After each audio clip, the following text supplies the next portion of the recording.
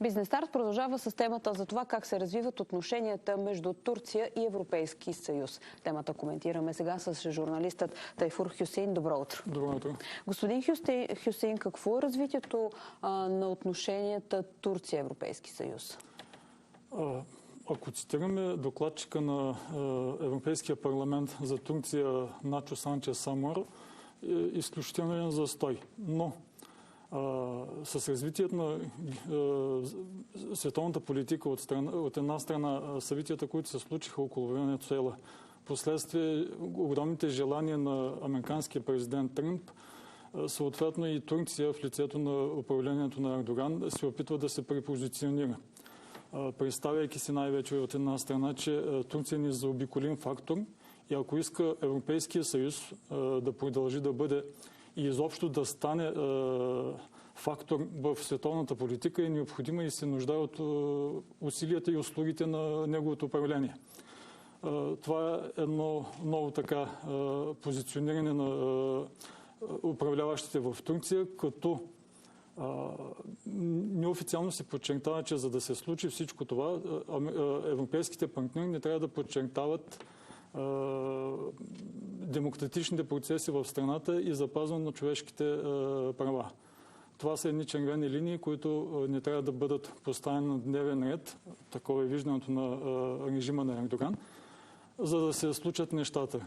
Какво предлага турското управление? Най-вече сигурност, имайки предвид, че Турция е втората по големина армия в НАТО и това, че европейските партньори са ослабени, най-вече особено след Втората световна война с изграждането на новия световен ред и събитията през последната година и няколко, показват, че Турция има огромни апетити и желание вече да се предислоцира по съвсем друг начин и да бъде пълноправен член на Европейския съюз, но, подчертавам за пореден път, без да се поставят на масата онези червени линии, които бяха пречка за въпросното присъединяване.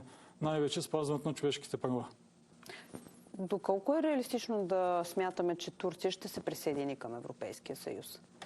Много е трудно да се каже към този момент, че това е така, но виждаме, че и двете страни, от една страна Европейския съюз, от друга страна Турция, имат желание да намерят някакво решение.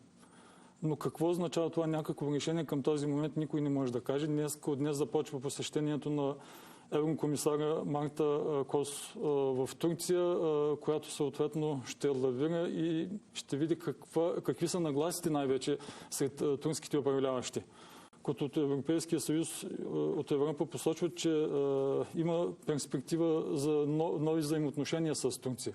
Какво означава всичко това към този момент е малко трудно да гадаем, но явно и имайки предвид докладите, които всяка година се публикуват от страна на въпросния докладчик и от страна на Европейския парламент и състоянието на демокрацията, ерозията на демократичните процеси изобщо в Турция, и явно и те са склонни, предполагам, без абсолютно да съм сигурен, че европейските партньори са склонни до някъде да се затварят очите за всичко това, което се случва в Турция. Как ще се приеме обаче от Европа външната политика на Ердоган, защото знаем, че в много от геополитическите конфликти, в които сме свидетели от последните години, Ердоган не винаги е заемал позицията, която съвпада с позицията на Брюксел. Точно това е до някъде проблем. Явно вече е настъпил момента двете страни да седнат на масата и съответно да преговарят. По какъв начин ще стоят нещата. Една от пречките беше точно това, че имаше сериозни съмнения, че близките взаимоотношения между турския президент и руския президент водят до заобикаляне на наложените санкции спрямо Русия след започването на войната в Украйна. Това бяха едни от съмненията, които все още са на дневен ред. И доколко и какви гаранции ще даде режима на Ердоган, към този момент е малко трудно да се каже. Очакваме да видим докъде ще стигнат взаимоотношенията и изобщо преговорите, ако има такива Другата точка, която би трябвало да бъде обсъдена, е позицията на Ердоган спрямо Израел. Знаем, че тя се отличава до голяма степен от позицията, която Европейския съюз заема за конфликта. Така е, но имайки предвид, че не всички страни, членки на Европейския съюз, имат няма единна позиция спрямо събитията в Израел и в Газа, така че и там има пробив в полза на режима на Ердоган. Има много какво двете страни, от една страна Турция и Европейския съюз, да обсъдят и изобщо да намерят някакъв общ език. Склонен ли е Ердоган да прави съществени реформи в Турция? Защото знаем, че влизането на която и да е страна в Европейския съюз е неизменно съпътствана от реформи, както в закона, така и вие сам споменахте правата на човека, демокрацията. Точно това е, че той е склонен да прави реформи, но има си свои червени линии. За да се зароди на нови демократичния процес в Турция, да се пазят изобщо човешките права. От една страна, политическите опоненти да бъдат освободени от турските затвори, към този момент е почти нереалистично. Защото всичко това, за да се случи, означава, че режима на Ердоган вече се трансформира към един по-демократичен режим, но всички показатели, от една страна докладчиците в Европейския парламент, от друга страна Human Rights Watch вчера публикува доклад, където посочва, че демокрацията в Турция за пореден път ерозира. Демократичният процес не е в застой, а продължава да търси някакво дъно, каквото и да значи това. Така че режима на Ердоган няма склонност да се реформира в тази посока, но в друго направление, най-вече актуализиране на митническия съюз, търговските взаимоотношения с Европейския съюз, защото не трябва да се забравя, че Турция е Европейския съюз е най-големият търговски партньор на Турция. Почти над 40% от търговските взаимоотношения на Турция се осъществява с страни от Европейския съюз. Така че в това отношение наистина има какво да се направи. И Ердоган и режима на турския президент поставят на масата точно тези въпроси, икономическите и търговските взаимоотношения. Кой има по-голяма бизнес изгода? Европейския съюз от Турция или Турция от Европейския съюз? Особено в условията на тази търговска война, която САЩ поведе срещу различните страни. Към този момент разбира се, че Турция има по-голяма изгода, защото, както и преди малко посочих, над 40% от търговията на Турция се осъществява с страни от Европейския съюз. Но и Турция е на пето място по големина търговски партньор на Европейския съюз. Също факт, който не може да бъде загърбен. Така че и двете страни имат полза. Имат полза и да се актуализират, най-вече имайки предвид сключените споразумения за свободна търговия от една страна с Индия на Европейския съюз, от друга страна Европейския съюз сключи подобно споразумение с страните от Меркосур. Също факт, който безпокои Турция. Най-малкото, защото тя не е на масата, както е модерно напоследък да се казва, който не е на масата и на менюто.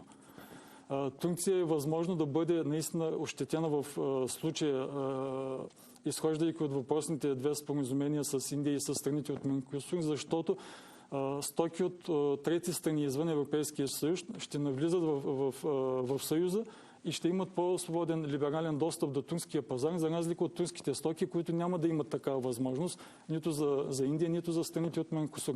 Така че има какво да се направи в тази посока и това е желанието на Турция през последното десетилетие и може би повече да се актуализира въпросния митнически съюз, защото наистина е в ущърб на турската страна. Как се развива турската икономика в момента? Инфлацията, последните данни, които бяха съобщени, са официалната инфлация, разбира се, нека да подчертаем, е около 30 и малко над 30%.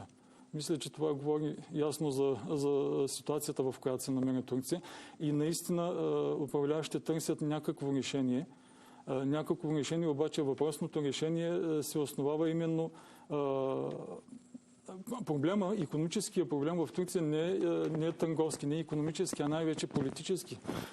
Политическите проблеми не са решени, за да доведат до някакво решение вътре в икономиката.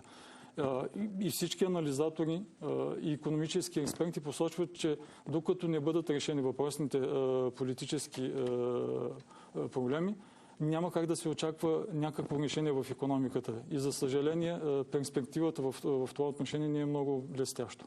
Кои са секторите от бизнеса в Турция, които биха спечелили най-много от подобряване на тези търговски отношения? От една страна автомобилостроението, индустрията най-вече, имайки предвид, че Турция е една от най-големите износителки на автомобили за Европейския съюз и може би основният капацитет заедно с Великобритания, която вече не е член на Съюза. И такъв беше призива на началниците на Форд, които въпросните дернеглоблайци в момента наистина засягат турското производство. Защото евентуално недоговаряне на новите търговски взаимоотношения сериозно ще засегнат турската икономика.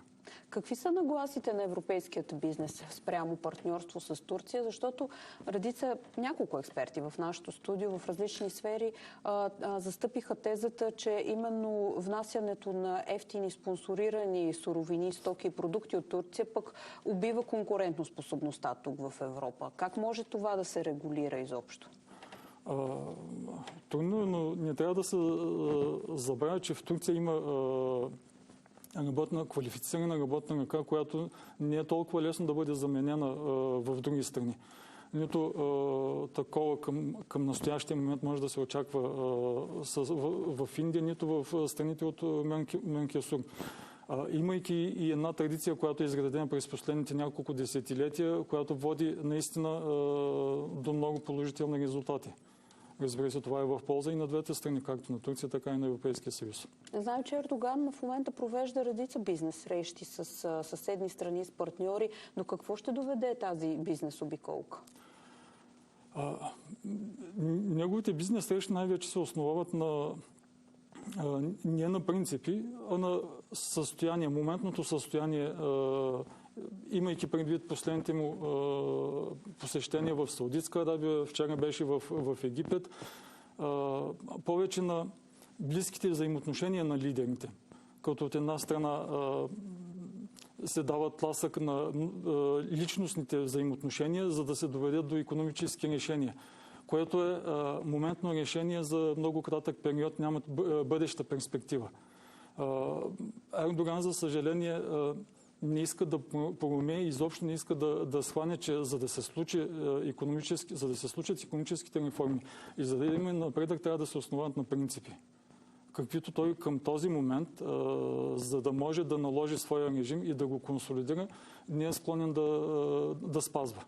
Какви са бизнес целите на Ердоган?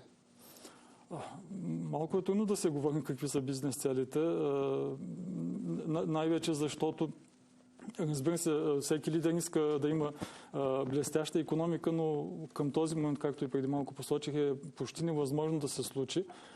И имайки предвид особено най-вече какво се случва вътре в самата Турция. Минимално увеличение на минималната заплата от една страна. Минималната пенсия е в граници почти, които са неприемливи. Изключително трудни за по-възрастните турски граждани да преживеят с такава пенсия. Това буди все повече напрежение вътре в страната. Обаче самите граждани почти не виждат решение на проблема и някои имат такива по-добри спомени от близкото минало, най-вече в първите два мандата на неговото управление, имайки предвид, когато той наистина правеше реформи, наистина се опитваше Турция да я приобщи към европейските стандарти, но знаете какво се случи особено след мегакорупционния скандал 2013 година, последствие опита за преврат и така нататък. Но, за съжаление, от друга страна, политическата опозиция не намира общ език с всички онеправдани в Турция. Тоест да се представи като алтернатива на режима на Ердоган. За съжаление, играе повече опозиция на режима, а не опозиция срещу режима на Ердоган. И затова е много трудно към този момент да успее да консолидира всякакъв вид опозиция срещу режима. И не на последно място, извън Европейския съюз и Близкия изток, към кои страни и за бизнес, и за външна политика Ердоган има най-силен интерес? На първо място, разбира се, Съединените щати. Най-вече, както може да се наблюдава, особено с започването на втория мандат, по-близките им взаимоотношения с американския президент Тръмп, именно основавайки се на личните близки взаимоотношения, без тези взаимоотношения, междудържавническите взаимоотношения да се основават на принципи, Ердоган цели по-близки взаимоотношения от една страна с САЩ, което да е по-благосклонно за разрешаването на регионалните проблеми. От една страна Турция да бъде представена като фактор за решаването на проблема в Газа, в Близкия изток, от една страна за разрешаването на проблема в войната в Украйна. Така че на първо място и основната цел на Ердоган към този момент е да има колкото е възможно по-близки взаимоотношения и готов да направи абсолютно всичко, за да е с, ако така може да се каже, на ти с американския президент и да може да му звъни, когато има необходимост. От друга страна, разбира се, в никакъв случай не е за пренебрегване и близките му взаимоотношения с Русия, колкото и да са обтегнати през последните няколко месеца. И регионалните играчи, включително Катар, Египет, Саудитска Арабия, които са традиционни и партньори, и разбира се конкуренти от една страна на Турция, както през последните няколко десетилетия, и така и в исторически план. Много ви благодаря за този разговор. Аз благодаря. Журналистът Тайфур Хюсеин.